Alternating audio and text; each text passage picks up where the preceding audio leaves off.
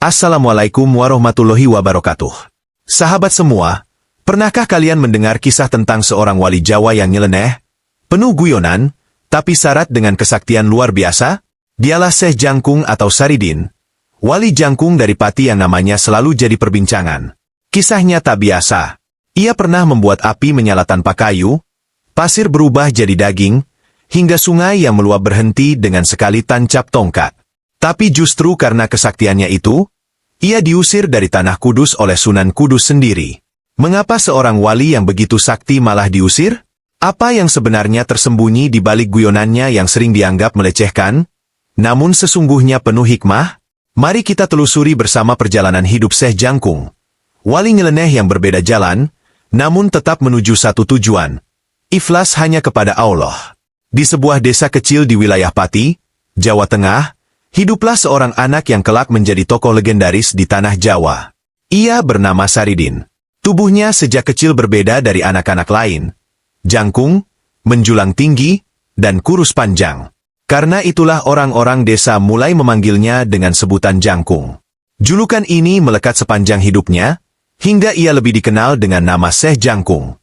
Saridin tumbuh sebagai anak yang penuh rasa ingin tahu, suka bertanya, bahkan seringkali pertanyaannya membuat orang dewasa terdiam. Ketika seorang tetua desa bercerita bahwa manusia harus rajin beribadah agar masuk surga, Saridin dengan polos bertanya, "Kalau semua orang ingin masuk surga, apa pintunya tidak macet seperti pasar saat hari pasaran?" Pertanyaan sederhana itu membuat orang-orang di sekitarnya tertawa terpingkal-pingkal. Namun sebagian juga menganggap Saridin usil, kelewat lancang untuk ukuran anak kecil. Sejak kecil, Saridin memang sudah menunjukkan tabiat nyeleneh. Ia sering menegur orang dewasa yang curang menakar beras di pasar.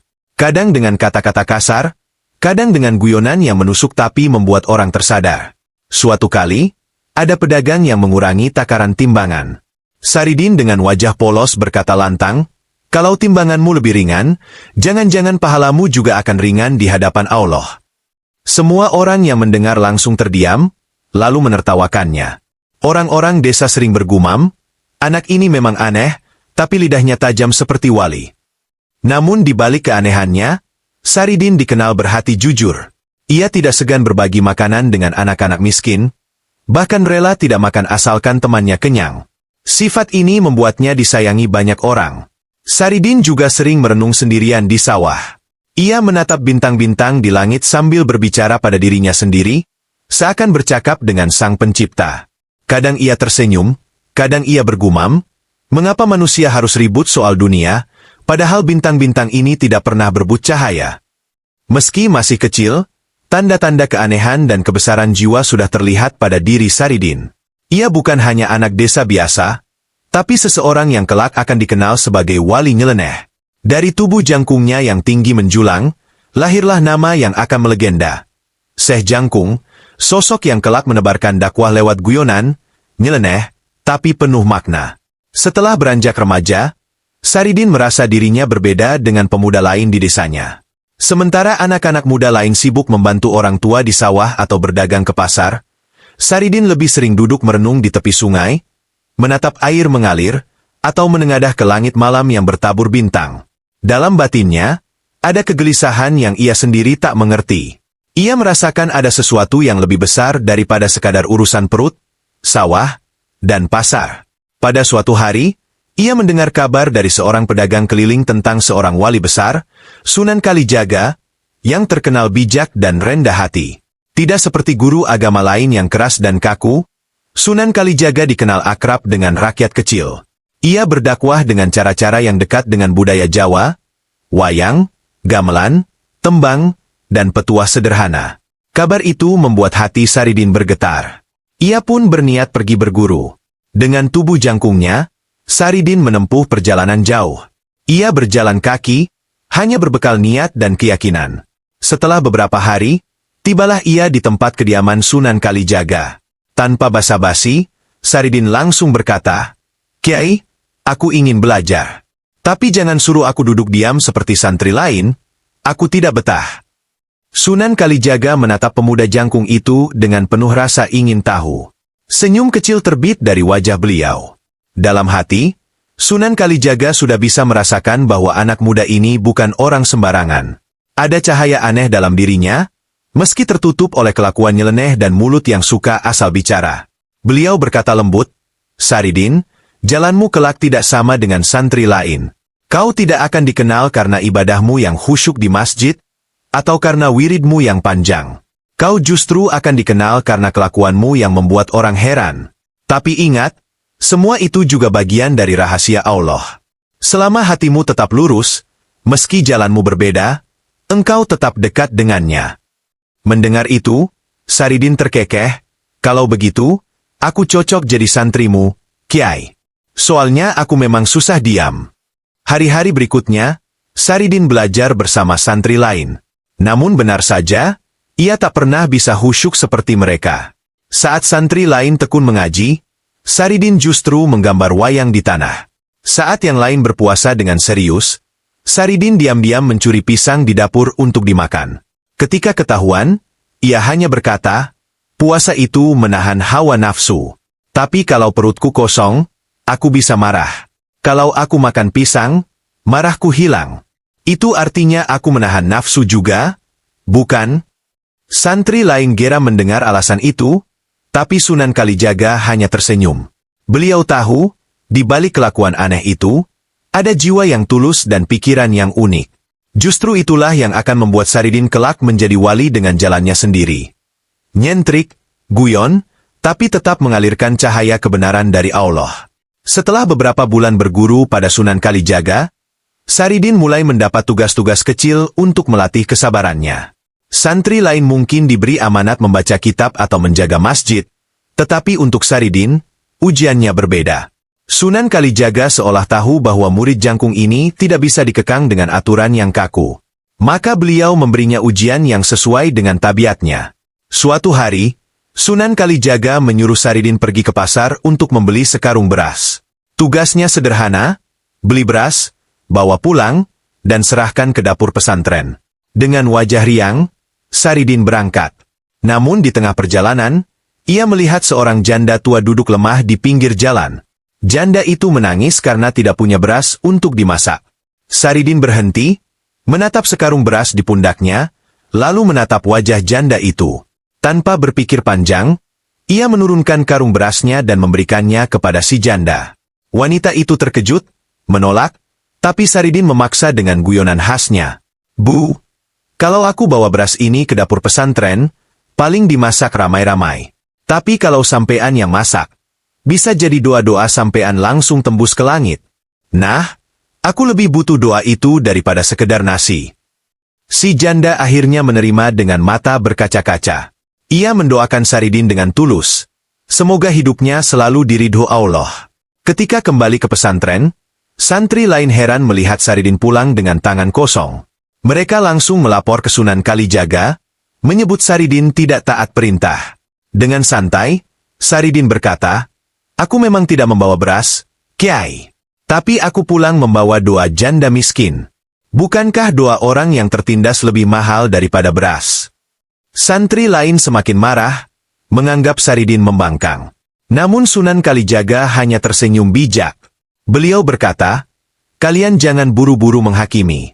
Apa yang dilakukan Saridin memang di luar perintah, tapi hatinya lurus. Kadang jalan yang berbeda tetap menuju tujuan yang sama." Ucapan itu membuat suasana hening. Para santri diam, meski sebagian masih jengkel. Sementara Saridin hanya terkekeh, lalu berkata, "Lain kali kalau mau beras, kasih aku 2 karung. 1 buat dapur, 1 lagi buat orang miskin. Biar semua senang." Dari peristiwa itu, mulai tampak jelas bahwa jalan dakwah Saridin memang berbeda. Ia tidak menempuh jalur disiplin ketat seperti santri lain, melainkan lewat laku spontan, penuh guyonan, tapi selalu ada makna yang dalam. Sunan Kalijaga membiarkannya berkembang dengan cara itu, sebab beliau yakin, setiap wali punya jalannya masing-masing. Semakin hari, nama Saridin, yang kini mulai dikenal sebagai Syekh Jangkung, makin tersebar di kalangan rakyat. Bukan hanya karena guyonannya yang nyeleneh, tetapi juga karena kesaktiannya yang sulit dimengerti akal. Seakan-akan setiap langkahnya selalu membawa keajaiban. Suatu ketika, Warga Kudus sedang bergotong royong membangun masjid. Para lelaki desa mengangkat batu bata, kayu, dan genteng dengan penuh tenaga. Keringat bercucuran, punggung terasa remuk. Tiba-tiba datanglah Syekh Jangkung dengan tubuh jangkungnya yang kurus, membawa sebatang kayu besar di pundaknya. Kayu itu seharusnya diangkat oleh 4 orang, tapi ia pikul seorang diri sambil bersiul santai. Orang-orang yang melihatnya langsung terperangah. "Lah, Wong kok bisa begitu?" seru salah satu warga. Ada yang kagum, ada pula yang iri. Sebagian berbisik, "Syekh Jangkung ini sakti mandraguna. Jangan-jangan dia pakai ilmu sihir."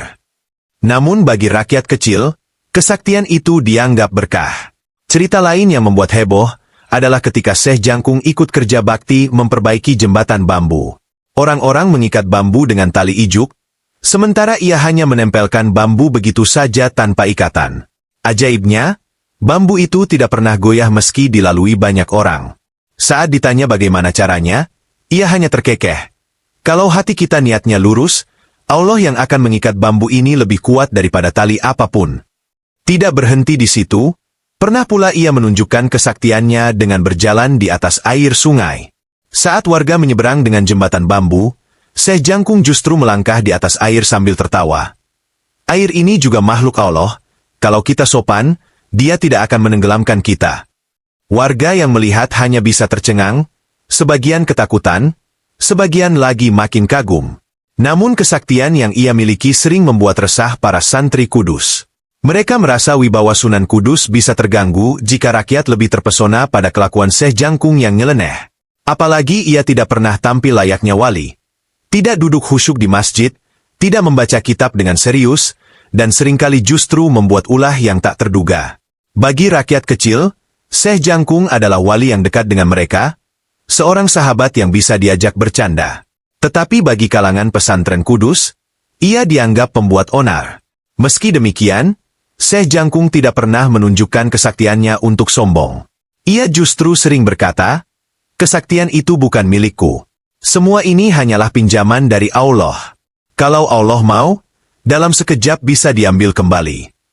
Kata-kata itu membuat sebagian orang sadar bahwa di balik guyonan dan tingkah anehnya, Syekh Jangkung selalu menanamkan keyakinan kepada Allah. Nama Syekh Jangkung semakin ramai dibicarakan di Kudus. Bukan hanya karena kesaktiannya, tetapi juga karena guyonannya yang sering terdengar menohok.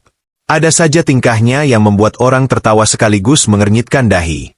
Sebagian orang menganggapnya wali gila, sebagian lain yakin bahwa di balik kelakuannya tersimpan hikmah yang dalam. Suatu ketika, ia datang ke majelis pengajian Sunan Kudus. Santri-santri duduk rapi, wajah mereka serius, menyimak penjelasan sang wali besar tentang makna solat. Semua hening, khidmat, penuh khusyuk. Namun tiba-tiba, dari belakang terdengar suara, kresak-kresuk. Rupanya Syekh Jangkung sedang membuka bungkus daun pisang berisi ikan goreng. Tanpa rasa sungkan, ia makan dengan lahap. Bau ikan goreng itu menyebar ke seluruh ruangan. Santri yang tadinya khusyuk berubah gusar. Salah seorang santri menegur dengan wajah merah padam. "Saridin, kau ini tidak tahu sopan santun? Ini majelis ilmu, bukan dapur makan." Tapi Syekh Jangkung hanya tersenyum sambil mengunyah. Ia menjawab, "Aku juga sedang mengaji, hanya saja lewat rasa. Bukankah setiap nikmat datangnya dari Allah? Kalau aku menikmatinya sambil mengingat Allah, bukankah itu juga ibadah?" Para santri makin geram. Mereka merasa dihina. Bagaimana mungkin makan di tengah pengajian disamakan dengan ibadah? Namun beberapa orang yang mendengar justru terdiam, merenung. Kata-kata Syekh Jangkung memang nyeleneh, tapi jika dipikir dalam-dalam, ada benarnya juga. Bukankah segala sesuatu yang dilakukan dengan mengingat Allah bisa bernilai ibadah? Namun, guyonan itu membuat suasana majelis menjadi panas. Ada yang tertawa menahan geli, ada yang marah ingin mengusirnya, ada pula yang diam menimbang-nimbang maksud sebenarnya. Kejadian itu bukan pertama kalinya. Pernah juga dalam sebuah forum tanya-jawab, seorang santri ditanya oleh Sunan Kudus tentang arti wudu. Santri itu menjawab panjang lebar dengan kutipan kitab. Lalu giliran Syekh Jangkung, ia berkata singkat, "Wudu itu ya mandi singkat, tapi pakai niat." Santri lain langsung tersinggung, menganggap ia melecehkan syariat. Namun rakyat jelata yang mendengar justru paham. Penjelasan itu memang sederhana, tapi justru bisa dimengerti orang awam. Kelakuan-kelakuan nyeleneh itulah yang membuat para santri Kudus semakin resah. Mereka mulai berbisik-bisik bahwa Syekh Jangkung tidak pantas duduk di majelis. Bahkan ada yang berani berkata ia hanya mempermalukan Sunan Kudus di depan banyak orang. Namun di balik semua keributan itu, ada satu hal yang jelas. Setiap kata-kata Syekh Jangkung selalu menyinggung hati, entah membuat orang marah, entah membuat orang sadar. Dan itulah jalan dakwahnya, jalur yang berbeda, penuh guyonan, tapi menyentuh langsung ke hati rakyat. Setelah banyak santri mengadu tentang kelakuan Syekh Jangkung, akhirnya berita itu sampai juga ke telinga Sunan Kudus. Beliau sebenarnya sudah lama tahu tentang Saridin yang suka nyeleneh, tapi baru kali ini para santri mendesak agar Sunan Kudus mengambil sikap. Suatu sore, Sunan Kudus memanggil Syekh Jangkung ke pendopo. Angin berhembus pelan, sementara para santri duduk melingkar, menanti apa yang akan terjadi. Wajah mereka tegang, sebagian bahkan penuh amarah. Mereka ingin melihat bagaimana gurunya menguji orang yang mereka anggap hanya membuat onar. Ketika datang, Saridin tetap santai. Ia berjalan dengan langkah ringan, membawa tongkat kayu dan senyum yang khas. "Assalamualaikum, Kang Sunan. Aku datang, meski tadi sedang enak-enak tiduran di bawah pohon randu," katanya sambil menggaruk kepala. Para santri mendengus. Betapa lancangnya orang ini, memanggil Sunan Kudus dengan sebutan, "Kang Sunan," seolah sahabat sebaya. Namun Sunan Kudus tetap tenang. Beliau mengangkat tangannya memberi isyarat agar hadirin diam. "Saridin," ujar Sunan Kudus, "banyak laporan sampai padaku tentang tingkahmu. Katanya kau sering membuat onar di majelis, makan di tengah pengajian, berkata nyeleneh, bahkan menyinggung santri-santri. Benarkah itu?" Saridin mengangguk santai. "Benar, Kang Sunan. Tapi aku tidak bermaksud menghina. Aku hanya ingin mengingatkan bahwa ibadah jangan sampai membuat orang lupa rasa syukur. Kadang terlalu sibuk dengan huruf-huruf kitab, tapi lupa pada nikmat ikan goreng yang jelas-jelas datang dari Allah." Santri yang mendengar semakin panas. Mereka merasa lelaki Jangkung itu kurang ajar. Namun Sunan Kudus masih tenang. Beliau kemudian menguji, "Kalau begitu, aku ingin kau menunjukkan ilmumu di sini. Apakah benar kau punya ilmu yang layak disebut karomah? Atau hanya kelakar belaka?" Syekh Jangkung menatap lurus. Ia tidak menolak. "Baik, Kang Sunan. Tapi aku mohon satu hal. Jangan marah bila kelakuanku tidak seperti yang kau duga. Aku ini wong deso, jalanku berbeda, tapi niatku tetap untuk mengingat Allah." Sunan Kudus mengangguk. Ujian pun dimulai. Pertama, ia diminta berwudhu di depan santri. Namun ketika air dituangkan, Saridin hanya mengusap wajah dengan sekali tepukan, lalu tersenyum. Santri berteriak, "Itu bukan wudhu. Kau mempermainkan syariat." Tapi Syekh Jangkung menjawab tenang, "Air ini sudah membasuh seluruh tubuhku, karena aku niatkan seluruh tubuhku wudhu untuk Allah. Bukankah niat lebih utama daripada sekadar gerakan?" Kedua, ia diminta sholat 2 rakaat. Anehnya, ia hanya berdiri sebentar, rukuk sekejap, lalu sujud panjang sambil berdoa pelan. Santri kembali marah. Tapi Sunan Kudus memperhatikan dengan seksama. Wajah beliau tidak menunjukkan kemarahan, justru seperti sedang menimbang sesuatu. Dalam hati, Sunan Kudus tahu bahwa Saridin memang orang aneh. Jalan ibadahnya tidak bisa ditakar dengan ukuran biasa. Namun, yang tampak jelas, setiap gerakannya benar-benar keluar dari hati yang ikhlas. Tidak ada ria, tidak ada pamrih. Semua murni tertuju pada Allah. Ujian hari itu tidak berakhir dengan keputusan. Sunan Kudus hanya berkata, "Saridin, tinggallah beberapa hari di sini. Aku ingin mengamatimu lebih dekat.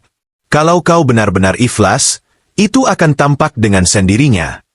Para santri kecewa. Mereka berharap Saridin langsung diusir. Namun ternyata Sunan Kudus masih memberi kesempatan. Dan itulah awal dari ujian ikhlas yang lebih berat bagi Syekh Jangkung. Hari-hari Syekh Jangkung tinggal di Kudus ternyata penuh peristiwa mengejutkan. Para santri yang awalnya ingin melihat ia dipermalukan justru dibuat semakin penasaran. Sebab, di balik guyonannya, ada kesaktian yang tak bisa dipandang remeh. Suatu pagi, dapur pesantren kehabisan kayu bakar. Santri kebingungan karena persediaan habis, sementara jam makan siang sudah dekat. Mereka bergegas mencari ke pasar, namun tidak ada penjual kayu. Beberapa santri yang kesal melirik ke arah Saridin. "Kalau memang sakti, coba kau bantu masak tanpa kayu bakar," ejek mereka. Saridin tersenyum santai. Ia mendekati tungku dapur, lalu berkata pelan, "Bismillah, dengan izin Allah, biar tanah ini jadi api." Ajaib, tungku itu langsung menyala tanpa sepotong kayu pun.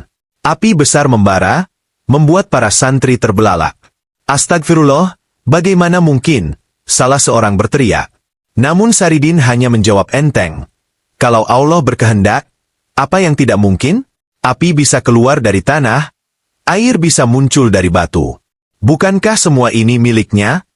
Peristiwa itu membuat heboh. Berita tentang Saridin yang menyalakan api tanpa kayu tersebar ke seantero Kudus. Banyak orang datang ingin melihat dengan mata kepala sendiri. Tidak hanya itu, ada pula kejadian ketika seorang santri mencoba mempermalukannya. Santri itu sengaja menaruh segenggam pasir ke dalam makanan Saridin. Namun setelah dimakan, pasir itu berubah menjadi daging kambing yang empuk. Saridin malah tertawa sambil berkata, "Matur nuwun, Mas. Rasane enak tenan." Santri itu pucat pasi. Ia sadar telah dipermalukan oleh kelakuannya sendiri. Sementara Saridin tidak marah sedikit pun. Justru mengajarkan bahwa niat buruk akan kembali kepada pelakunya. Kesaktian lain terjadi ketika hujan deras mengguyur Kudus. Sungai meluap, air nyaris masuk ke rumah-rumah warga. Orang-orang panik, termasuk para santri. Namun Saridin berdiri di tepi sungai sambil menancapkan tongkat kayunya. Ajaib, air yang meluap seakan tertahan, tak berani melewati batas tongkat itu. Warga bersorak, memuji kebesaran Allah lewat tangan Saridin. Namun bagi sebagian santri, justru inilah alasan mereka semakin tidak suka. Kalau begini terus, semua orang akan menganggap Saridin lebih hebat daripada kita. Bisik mereka penuh iri. Kabar-kabar kesaktian ini akhirnya sampai lagi kepada Sunan Kudus. Beliau hanya menghela napas panjang.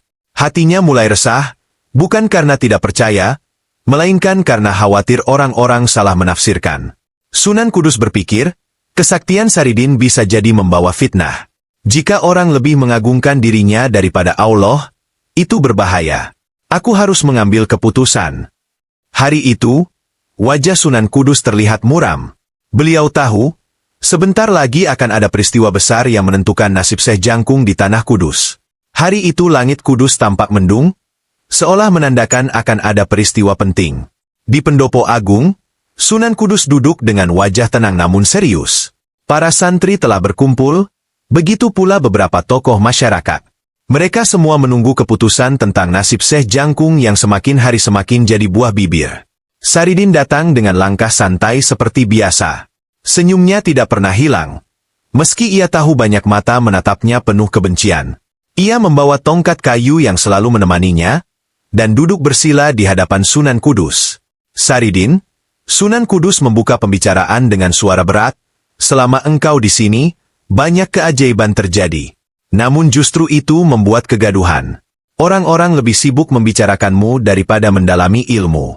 Santri-santri merasa terganggu, bahkan sebagian masyarakat mulai menaruh kagum berlebihan padamu. Aku khawatir ini membawa fitnah." Saridin menunduk hormat. "Kang Sunan, semua yang terjadi bukan dari aku. Api, air, maupun makanan hanyalah perantara. Sumbernya tetap dari Allah. Aku ini hanya wong deso yang kebetulan diberi anugerah. Kalau orang salah paham, biar aku yang menanggung." Namun Sunan Kudus menggeleng pelan. "Tidak, Saridin. Aku harus menjaga murid-muridku dan ketertiban pesantren. Karena itu, aku memutuskan, engkau tidak boleh lagi tinggal di Kudus. Mulai hari ini, engkau harus pergi." Pendopo hening. Para santri yang tadi menahan emosi kini tersenyum puas. Mereka merasa lega akhirnya Sunan Kudus mengambil keputusan tegas. Saridin terdiam sejenak. Senyum di bibirnya perlahan memudar, tapi matanya tetap teduh. Ia lalu berdiri, menancapkan tongkatnya di tanah pendopo, dan berkata, "Kalau begitu, aku pamit, Kang Sunan. Terima kasih sudah menguji dan memberi tempat meski sebentar. Semoga keputusanmu membawa maslahat."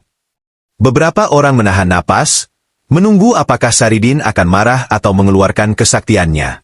Namun ternyata tidak. Ia justru melangkah ringan meninggalkan pendopo, seolah tidak membawa beban apapun. Saat melewati para santri, ia sempat berucap dengan suara pelan namun menusuk hati. Jangan iri pada karunia orang lain. Ilmu sejati bukan diukur dari hafalan kitab, bukan pula dari kesaktian. Ilmu sejati ada pada hati yang ikhlas menerima kehendak Allah. Kalimat itu membuat beberapa santri tercekat. Ada yang merasa tertampar, ada pula yang tetap menganggapnya congkak. Di luar pendopo, rakyat kecil yang mendengar kabar pengusiran itu berlarian menemui Saridin. Mereka menangis, memohon agar ia tetap tinggal. Kiai Jangkung, jangan pergi. Kami butuh panjenengan. Dengan panjenengan, hidup kami lebih ringan, teriak mereka. Namun Saridin hanya mengelus kepala anak-anak kecil di depannya. Tenanglah, Le. Aku tidak kemana-mana. Aku hanya pindah tempat, tapi ingatanku selalu bersama kalian. Jangan cintai aku, cintailah Allah yang memberi segalanya. Dengan langkah panjang dan santai, Syekh Jangkung meninggalkan Kudus. Awan mendung makin tebal, seolah ikut mengiringi perpisahannya.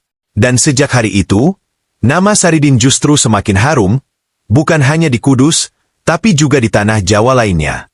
Sejak meninggalkan Kudus, langkah Syekh Jangkung tidak pernah berhenti. Ia berkelana dari satu desa ke desa lain, menyusuri sawah, hutan, dan pasar-pasar rakyat. Tubuh jangkungnya dengan tongkat kayu selalu menjadi pemandangan yang mudah dikenali. Orang-orang desa segera tahu. Itu Saridin, wali nyeleneh yang dulu diusir dari Kudus. Alih-alih hidup dalam kesedihan, Saridin justru semakin dekat dengan rakyat kecil. Di setiap desa, ia selalu punya cara unik untuk menolong. Suatu kali, sawah petani gagal panen karena hama. Saridin tertawa sambil berkata, "Coba tanam doa bersama benih, nanti Allah yang akan menjaganya." Ajaib, musim berikutnya sawah mereka tumbuh subur, hasil panennya melimpah. Di tempat lain, ada warga yang kekurangan air bersih. Saridin menancapkan tongkat kayunya, dan dari tanah gersang itu keluar mata air jernih. Warga bersorak, lalu berbondong-bondong menyebut namanya dengan penuh rasa syukur. Namun Saridin selalu menegur, "Ojo sebut namaku. Sing maringi banyu iku Allah, aku mung alat." Kelana ini membuat namanya semakin dikenal. Bukan hanya di Kudus, tetapi sampai ke Pati, Demak, bahkan daerah pesisir. Orang-orang membicarakan keanehannya. Wali yang lebih sering bercanda ketimbang berkhutbah. Wali yang makan di tengah pengajian, tapi juga wali yang bisa mendatangkan karomah di saat genting. Namun di balik semua itu, ada luka kecil yang disimpan Saridin. Ia kadang duduk sendirian di bawah pohon besar, menatap langit malam. Dalam hatinya ia berbisik, "Kang Sunan, aku tahu keputusanmu benar. Tapi andai saja santri-santrimu paham maksudku, mungkin aku tak perlu pergi." Meski begitu, ia tidak pernah menaruh dendam. Baginya, semua peristiwa adalah kehendak Allah yang harus diterima dengan ikhlas. Suatu hari, seorang murid muda mendekatinya dan bertanya polos, "Guru, mengapa panjenengan sering membuat orang marah dengan guyonan? Bukankah lebih baik bicara dengan halus agar semua orang suka?" Saridin tersenyum lebar. Kalau aku bicara halus, mungkin mereka hanya masuk telinga kanan keluar telinga kiri. Tapi kalau aku bicara nyeleneh, mereka marah, tertawa, atau merasa tersindir. Dan saat itu, kata-kataku tinggal di hati mereka lebih lama.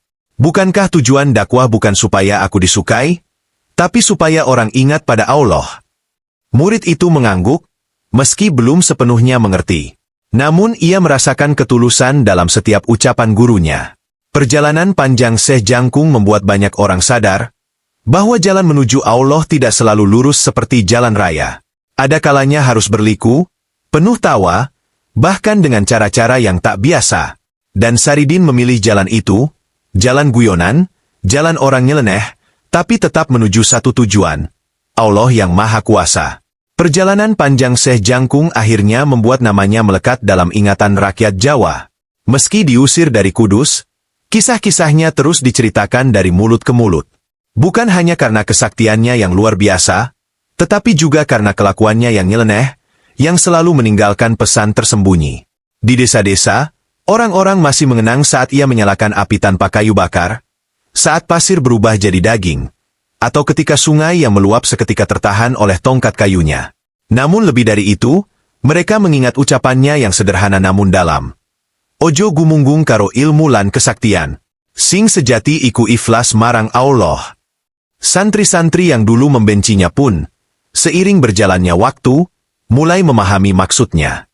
Beberapa di antara mereka yang dulu marah kini justru malu. Mereka sadar bahwa guyonan Saridin bukan untuk menghina, melainkan cara untuk menyampaikan kebenaran dengan bahasa rakyat. Ada cerita bahwa menjelang akhir hidupnya, Saridin duduk di tepi sawah sambil menatap langit senja. Seorang murid bertanya, "Guru, apa warisan terpenting yang panjenengan tinggalkan untuk kami?" Saridin tersenyum lebar, wajahnya tampak teduh. "Warisan? Aku tidak punya tanah luas, tidak punya emas, tidak punya kitab berjilid-jilid. Yang kutinggalkan hanya ini. Jangan pernah takut terlihat bodoh di mata manusia, asal kau tetap benar di hadapan Allah.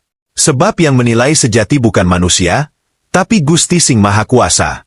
Beberapa saat setelah itu, konon Saridin menghilang begitu saja. Ada yang bilang ia wafat, ada yang percaya ia moksa, lenyap bersama raga dan jiwa. Namun rakyat tetap percaya bahwa arwahnya selalu hadir ketika mereka menyebut namanya dengan penuh rasa cinta. Warisan Syekh Jangkung bukanlah bangunan megah atau pesantren besar.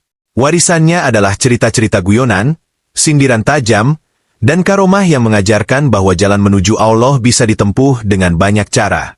Ada yang lewat kitab, ada yang lewat tapa, ada pula yang lewat tawa, dan itulah jalan yang dipilihnya.